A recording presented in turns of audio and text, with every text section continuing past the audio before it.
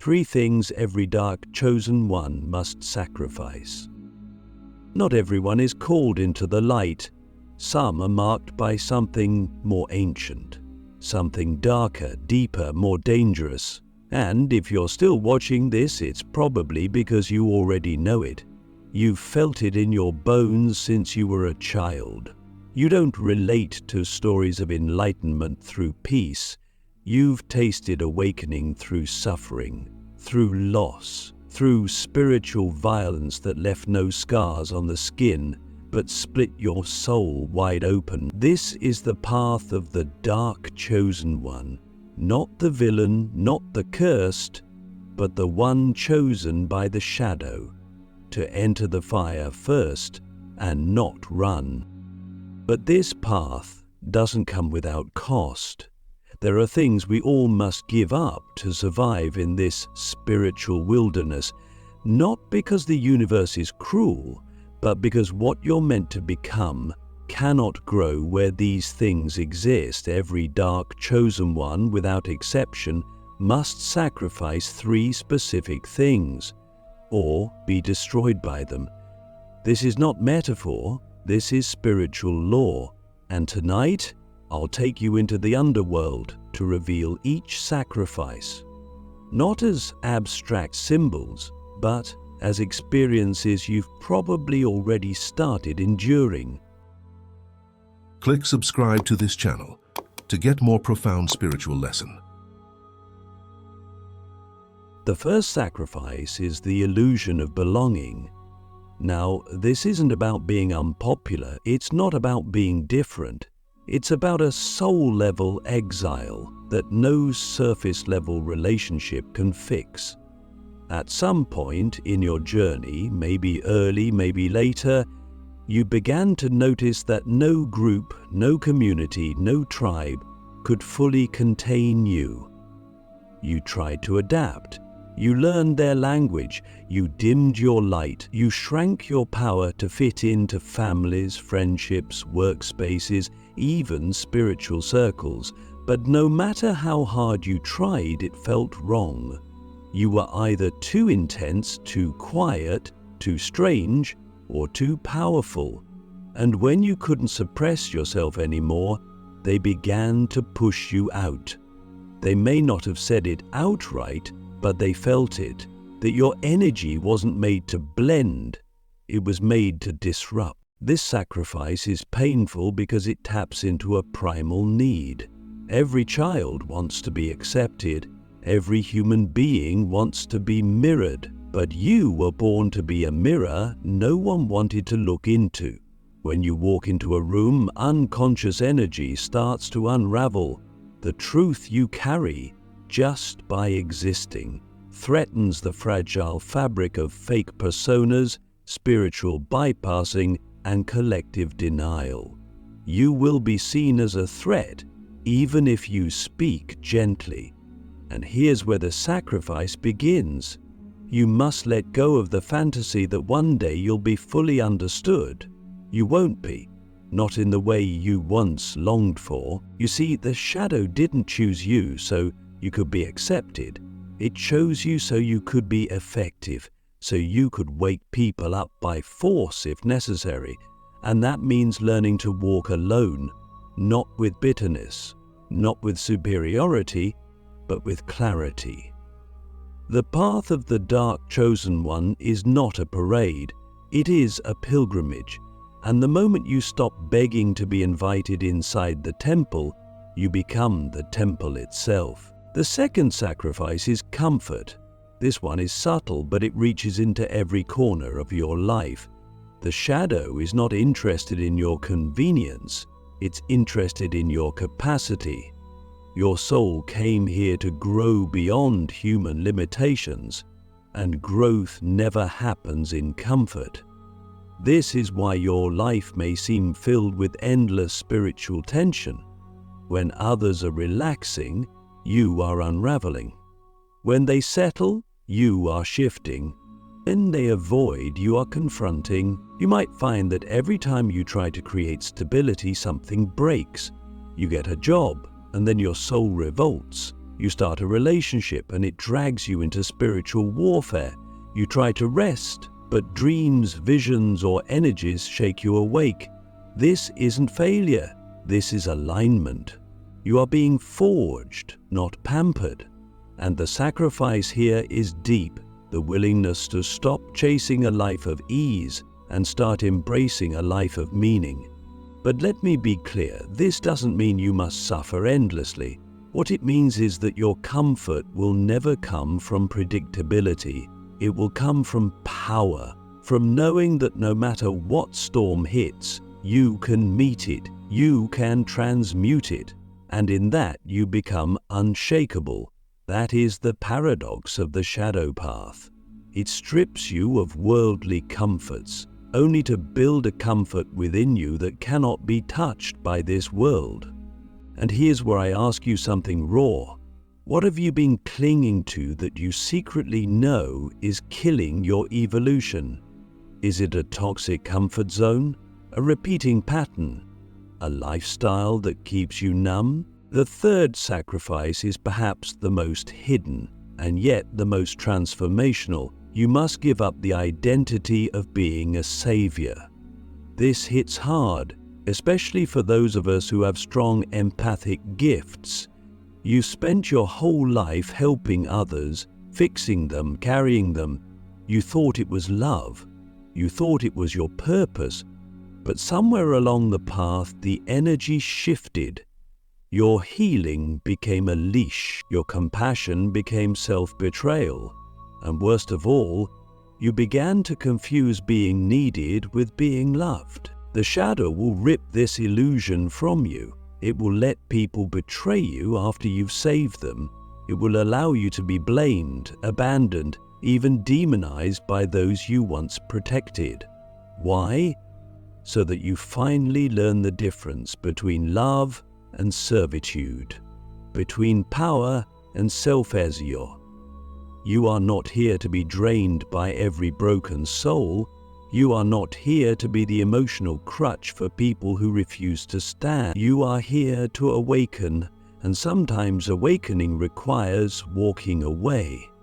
The sacrifice here is this: you must stop trying to save those who are addicted to their own suffering. You must stop bleeding for people who will never heal because they are not ready to face themselves. You must stop confusing martyrdom with spiritual leadership. True leaders don't rescue, they radiate, and they let others rise or fall on their own timelines. So now I ask you, who do you need to stop saving in order to finally save yourself? Because the moment you stop watering dead gardens, the universe gives you land that is fertile.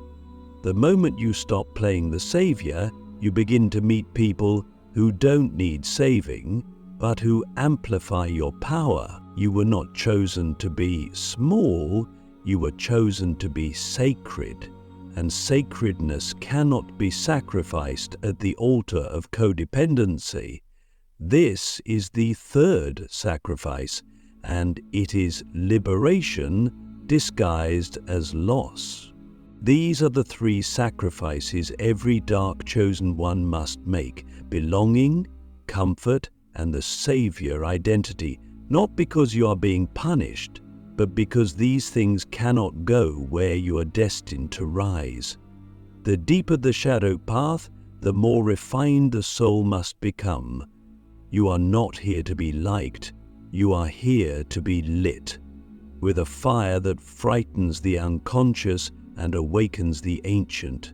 The question is, will you pay the price to become who you truly are? Your pain was the price why darkness only chooses the rare. Not many understand this path, not even most of the spiritual ones, because the darkness doesn't choose you based on how pure you are. It doesn't care how kind, sweet, or intelligent you appear. It watches how you respond to pain, to abandonment, to betrayal, to silence. The darkness waits until the world has gutted you. Then it leans in and asks, "Now, who are you really?" And most can't answer. They break, and they stay broken. Or you got back up.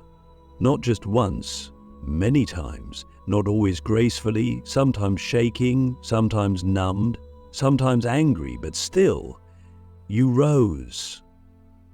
And that's when the darkness marked you. That's when it whispered, "This one's rare." You see, pain is not the punishment, it's the price. You didn't suffer because you were unlucky. You suffered because something in your soul said yes to an agreement you don't even remember making. Before you arrived in this world, you chose to carry weight that would kill an average spirit. You chose to be the disruption, to wake up in a world that feeds on illusions and refuse to digest them. That's why your path looks like a war, because it is one. If you look back at your life honestly, there's probably a pattern you've always known but never fully admitted. Pain follows you, not like a curse, but like a shadow that never lets you rest for too long. It's as if the moment things become too easy, too normal, something collapses, someone leaves, a storm arrives, and again you find yourself stripped down to bone and breath. That's not coincidence, that's design. The darkness doesn't allow you to become addicted to peace, because the kind of peace you're here to birth can't be found. It must be forged through fire, through fracture, through walking into the parts of yourself that others are too afraid to visit in their own minds. But here's the secret most people will never know. There is a hidden power that grows every time you survive, not just physically, but spiritually. Every betrayal you endured taught you how to hear beyond words. Every loss carved out a deeper inner knowing. Every period of isolation tuned your soul to frequencies most humans will never access. And all this has turned you into a kind of silent weapon. You don't even need to speak to disrupt someone's illusions. You simply exist, and that terrifies them. Because they sense it. You've walked through dimensions they can't name. You've met versions of yourself they spend lifetimes avoiding. And you returned with eyes that don't just look, they see. So yes, the pain is part of the price, but look closer. Pain has also been your teacher, your sculptor. It refined your empathy so sharp you can detect lies in a smile. It refined your strength so deep even when you say, "I can't." Something ancient inside you keeps going. And it refined your intuition so powerfully that people mistake you for psychic when really, you're just aware, hyper-aware, trauma-worn aware. It's to unlearn, and that's why the darkness chooses only the rare, because most people flinch when life bites, but you learned how to bleed and stay conscious. You learned how to cry and still protect others. You learned how to lose yourself and still rebuild without bitterness. That makes you dangerous. That makes you divine. That makes you exactly what this sleeping world needs. But it comes with a cost most aren't willing to pay. You'll outgrow everything: friendships, families, belief systems, even old versions of yourself. And that's the hidden burn of this path, losing what once felt like home. But home isn't a place for the dark chosen one, it's a frequency, a state of being you carry inside as you walk through shadows others refuse to face. And now, here's the question you've probably avoided but need to confront. What have you endured that could have killed you, but didn't? And what did it leave behind that you still don't fully understand? The darkness doesn't test you for sport. It tests you for transformation. Every sacrifice you've made wasn't about loss, it was about capacity. Because every time you gave up something false, your soul expanded. Every time you were misunderstood, your clarity sharpened, and every time you were left behind, your path revealed itself more clearly. You stopped following, you started becoming. The pain was the price, and now that you've paid it, something else begins. The rebirth nobody talks about, what you gain when you let everything burn. There's a moment that arrives for every dark chosen one. And it doesn't come with thunder or visions or applause. It comes quietly, after everything collapses, after the betrayals, the heartbreaks, the ego deaths, after you've let go of every identity that once made you feel safe. You're sitting there, surrounded by ashes. The old life is gone. The old self is gone. And for the first time, there's no script to follow, no mask to wear, no one left to impress or prove anything to. It turns out the world is empty, and the rise to infernity and prove anything to. It's terrifying, and it's sacred, because that's the beginning of your rebirth. Nobody talks about this part. Everyone wants to romanticize transformation, but the truth is, it feels like dying. You don't become the dark chosen by manifesting light in a lavender field. You become it by being reduced to nothing, so that what is eternal in you can finally take over. That's the paradox. The more you let burn, the more truth you gain. The more release, the more power flows in. This is not metaphor, it's mechanics. The soul doesn't expand in clutter, it expands in emptiness. The burning phase is brutal, but necessary. And here's what no one tells you. When you finally stop resisting the burn, it starts to illuminate. It doesn't just destroy, it reveals. You begin to see clearly, not just the world, but yourself. For the first time, you recognize your own strength, not as a trait, but as a presence. You look back at the pain, and instead of bitterness, you feel awe. How did I survive that? How did I not break forever? And the answer hits you in a whisper. Because you weren't meant to survive. You were meant to become. And what you become is different from anything this world is prepared for. You no longer seek validation, you feel it rising from within. You don't argue to be seen, you radiate presence. You no longer shrink to make others comfortable, you expand to make truth inevitable. And you no longer need to be saved. Because you remember now, you were never lost. You were just being stripped down to your rawest frequency so that your true power could finally enter the world. From that burn, something ancient begins to speak through you. You say things you've never learned, but always somehow known. You walk into spaces and shift their energy without trying. You begin to understand pain not as an obstacle, but as a doorway, a sacred portal into deeper levels of perception, into sacred rage, into divine clarity. You no longer just experience life, you decode it. And here's what changes most. Your boundaries become razor sharp.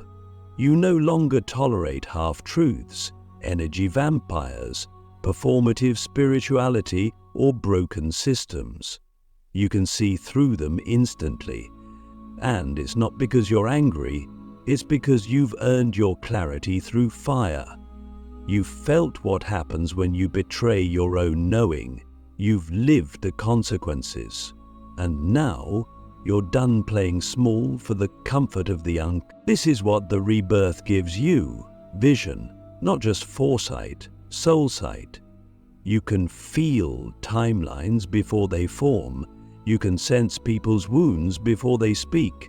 You can enter situations and feel the truth vibrating beneath every layer of denial. You are not guessing, you know. Because the darkness taught you how to feel in the absence of light. And now that you have the light within, you see everything. But the greatest gift of all, it's the freedom, not freedom from pain, but freedom from fear. You've already faced your deepest losses. You've already lost the people you thought you couldn't live without. You've already questioned your sanity, your worth, your purpose, and kept walking. What can the world take from you now? You're not afraid of endings anymore. You trust them because you've seen what they lead to, rebirth, every time. And that's what makes you unstoppable. Now let me ask you the real question. What are you still trying to hold on to that the fire is begging you to let burn? Because once you surrender it, your next self is waiting. And it doesn't look like the old you. It looks like the you the shadow knew you could become. This is why the world feels you before it understands you. You've become the fire. There's a reason people react to you before they even know your name, a reason why strangers stare, why friends grow silent around you, why some people are drawn to you like gravity and others retreat as if threatened. It's because you're no longer just a person. You've become the fire, not the kind that burns aimlessly, but the kind that transforms whatever it touches. You carry a frequency now, one that comes from sacrifice, from surrender, from spiritual war. You've died and come back different, and that difference is not invisible, it's radiant. The world feels it before it understands it. Before they know your history, before they hear your story, they sense you. It's in your silence, in your presence, in your refusal to play the game everyone else still believes is real. You're not posturing, you're not performing, you're just here, fully, deeply, undeniably. And that kind of presence unnerves people who have built their lives on pretending. You don't have to explain yourself anymore. You don't have to defend your intensity or apologize for your standards. You've earned your voice by losing everything that once made you afraid to use it, and now, when you speak, something ancient comes through. Not loud, not forceful, just true. And in this world of noise, truth is thunder. That's why the people who feel you most intensely often can't name what they're feeling. To them, you're a mirror they didn't ask for, a storm they didn't predict, a prophecy they don't want to understand because it demands their transformation. Some will envy you, some will resist you, some will try to possess you, but the ones who are meant to walk with you, they'll recognize you not by your words, but by your energy. They've burned too. They know the scent of smoke. They know the language of scars. And with them, you won't need to explain. You'll just need to exist. That's the new life, the post-sacrifice life, the one where you no longer chase, beg, prove, or please, you attract. Not because you're manipulating energy, but because you are energy, pure, sharp, undeniable. You're not here to fit into a system, you are the system disruptor, the code breaker, the architect of new worlds. And with that power comes a final responsibility to stay true to what you've become. It's easy to forget, to slip back into softness that isn't earned, to lower your flame so others feel more comfortable. But remember, your fire is medicine. Not everyone will receive it with gratitude, but the ones who need it most will feel it, and some of them will begin their own burning, just from watching you stand in yours. So let me ask you one last question. Can you stay loyal to your fire even when the world still demands your silence? Because that's the final test of the dark chosen one.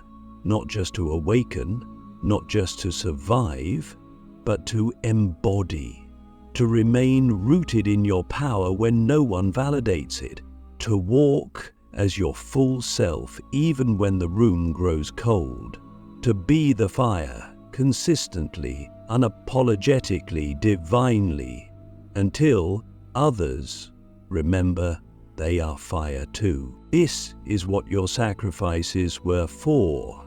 Not glory, not praise, but embodiment. You've become the very thing that once scared you. You've become the truth others are still searching for. You've become the fire. And now the world will never be the same.